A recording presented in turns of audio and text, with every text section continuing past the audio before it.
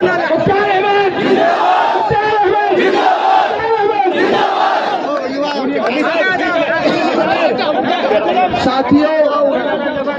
सबसे पहले मैं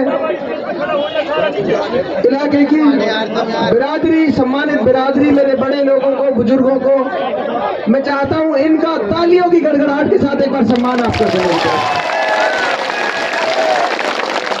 हमारे नौजवान साथियों की तरफ से जोश में कई बार गुस्ताखी हो जाती है, तो मैं मेरे बड़ों से उसके लिए माफी चाहता हूं कि इनका जोश, इनका जज्बा कई बार गुस्ताखी की हदें पार कर जाता है, तो मैं इनकी तरफ से आप सबसे माफी मांगता हूं।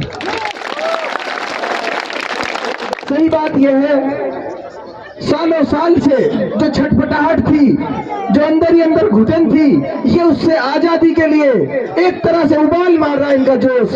ये चाहते हैं कि हम ऐसा नेतृत्व चाहते हैं जहां हमारी बात सुनी जाए, जहां हमारी आवाज बुलंद की जाए। इसलिए सालों साल की घुटन से आजादी के लिए शायद इन नौजवानों का जो जज्बा है, जोश है, जुनून है, ये इनको इस पर आमादा कर रहा है। आज इनको कुछ दिखाई नहीं देता, सिर्फ एक बात दिखाई देती है कि तमाम तानाशाह, तमाम वो लोग जो हमको दबाए रखा, जिन्होंने इस तरह की तानाशाही की, जिन्होंने इस तरह का जुल्म किया, उनके खिलाफ पूरी ताकत से लोग खड़ा होना चाहते हैं और उनको दिखाना चाहते हैं कि हम वो ताकत है जो तुम्हारे सामने झुकेंगे नहीं किसी भी हाल में, किसी भी सूरत में। मैं चंद पंक्तियों में आपसे कहना चाहता हूं जो मैं कहना चाहता हूं कि मेरी हिम्मत को सराहो, मेरी हिम्मत को सराहो, मेरे हमराह चलो। मैंने एक समाज जलाई है अंधेरों के खिलाफ, मैंने एक समाज जलाई है अंधेरों के खिलाफ।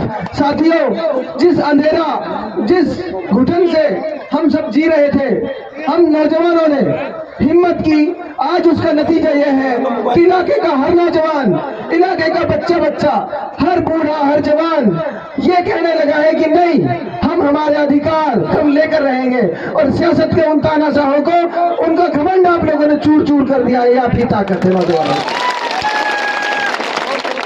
अब बहुत सावधानी से ये अगले 4-5 दिन निकालने, बहुत सावधानी से, क्योंकि अब दोनों पार्टियों के पास कुछ बचा नहीं है। दोनों की जमानत जब्त होगी, दोनों पार्टियों की जमानत जब्त होगी। अब उनके पास कुछ बचा नहीं है, आपको फील्ड में भी कहीं नहीं दिखेंगे। अब वो कमरों में बैठ के साजिश रच रहे, साजिश। कल एक प्रधान फतेहपुर में जाकर 100 लोगों की सभा में कांग्रेस के उम्मीदवार का पति 100 लोगों की सभा में यह कह के आया है, खुदा के वास्ते भाई बीजेपी ने जिता दिया, मुख्तियार को वोट मत दो, आप तस्दीक कर लियो फतेहपुर में जाके। उन जालिमों को बताना चाहते हैं, उन जालिमों को, कल तक तो ये कहते थे कि बीजेपी जीत जाएगी, आज खुद कह रहे बीजेपी को जिता दो। आप लोगों से कहना चाहता हूँ, पूरे इलाके के लोगों से हाथ जोड़ के कहना चाहता हूं, जो साथी ये कह रहे हैं कि हम 90% में एक तरफा हैं, हाथ जोड़ के कह रहा हूं उन 10% लोगों से भी हाथ जोड़ के इनकी साजिशों को समझो। हाथ जोड़ के खुद कह रहे हैं लोगों से, गांव-गांव में जा जाके। इनका एक सरपंच, कल उसने मेरे पास फोन आया, कल उसने अपने आदमियों को इकट्ठा करके कहा कि कांग्रेस के इस कैंडिडेट के पास तो कोई सौदा नहीं है, तुम लोग बीजेपी को वोट दे दो। तो उसके लोग जो थे उन्होंने कहा नहीं, कभी भी तेरी ये बात नहीं मानेंगे। वो गाड़ी घर भर के रात 1 बजे मेरे पास पहुंचे, 1 बजे।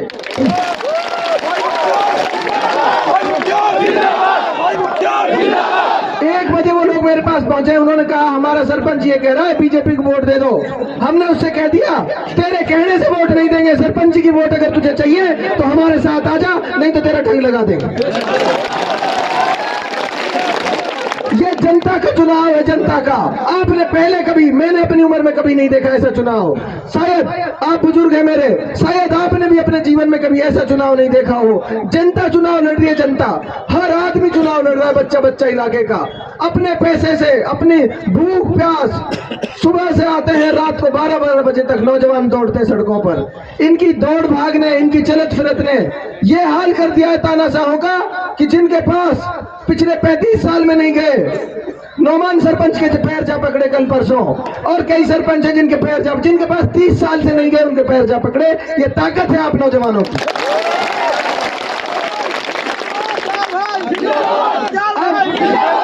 आप साथियों से ये कहना चाहता हूं, जो 10-12%, 15% जो लोग हैं जिनको ये गुमराह कर रहे हैं, जिनको, क्योंकि झूठ का सबसे बड़ा तंत्र इनके पास है, अफवाह फैलाने का सबसे बड़ा तंत्र इनके पास है। इनके पास सिर्फ झूठे लोग हैं। वो लोग हैं जिन्होंने कौम को सालों साल तक गुमराही में रखा। वो लोग तरह तरह की बातें फैलाएंगे, तरह तरह की बातें। कभी कहते हैं मुख्तार 25 तारीख को बैठ जाएगा, कभी कहते हैं 20 को बैठ जाएगा। अरे ना समझो, पूरा इलाका मुख्तार और इनके नौजवानों के साथ खड़ा है। तुम बैठ जाओगे, तुम बैठ गए हो। तुम जो बीजेपी को वोट देने की कह रहे हो, तो तुम इससे ज्यादा क्या बैठोगे? तो ये तो बैठ गए। कांग्रेस के कैंडिडेट की जमानत जब्त हो चुकी है और उसकी कोशिश ये है कि बीजेपी को वोट चले जाए। आप लोगों से और मीडिया के माध्यम से तमाम इलाके के लोगों से हाथ जोड़ के अपील कर रहा हूं, इनकी साजिश में, इनकी चाल में नहीं आना किसी को भी। बीजेपी का कैंडिडेट वही कैंडिडेट है जो ये कहता है मुझे जूते चलाने आते हैं, वही कैंडिडेट है जो ये कहता है मुझे बंदूक चलानी आती है। हम ये कह रहे हैं किसी भी हाल में ऐसे आदमी को जगह नहीं देनी है इस इलाके में, किसी भी हाल में। झूठ का नाटक करते हैं, देमरातों की बेटी होने का नाटक। देमरातों की बेटी होती, मोहब्बत की बात करती, नफरत की बात नहीं करती। वो देमरात भी है जिनसे तुम बंदूक चलाने की बात कर रहे हो। और मैं तो ये कहता हूं, कोई भी हो, किसी भी धर्म मजहब का आदमी हो, अगर कोई कैंडिडेट ईमानदार है और उसमें हिम्मत है चुनाव लड़ने की, तो मुख्तार की तरह खुले मंच से ये कह के दिखाए कि 36 बिरादरी के लोगों को एक साथ लेके चलूंगा, पूरे जीवन में धर्म जाति के नाम पर चुनाव लड़ूंगा। बीजेपी के कैंडिडेट में हिम्मत है तो कह के दिखाए कि जाति धर्म पे चुनाव नहीं लड़ूंगा। अपनी पार्टी से पूछ ले कि जाति धर्म पे चुनाव लड़ेगी या नहीं लड़ेगी। 200 विधानसभा सीटों में बीजेपी ने एक भी टिकट मुसलमानों को नहीं दिया। वो हमसे वोट मांगते हैं, शर्म नहीं आती इन लोगों को कि हमसे वोट क्यों नहीं करते हैं? जिन्होंने 200 विधानसभा सीटों में एक भी टिकट मुसलमान को नहीं दिया। कामा विधानसभा से 20 लोग मांगते थे, 20 लोगों को लुटवाया और टिकट की बात आई तो कहते हैं हम मुसलमान को नहीं देते। मुसलमान ऐसा पागल नहीं है जो तुमको वोट देगा।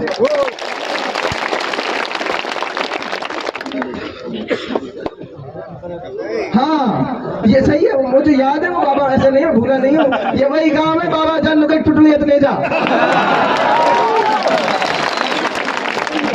तो इस काम में से तो टुटली भी ना मिल से, ये तो मुझे 2 साल पहले कह दिया था टुटली ना मिल से। और मैं मीडिया के माध्यम से कह रहा हूँ, बीजेपी को भी मुसलमानों की टुटली भी ना मिल से।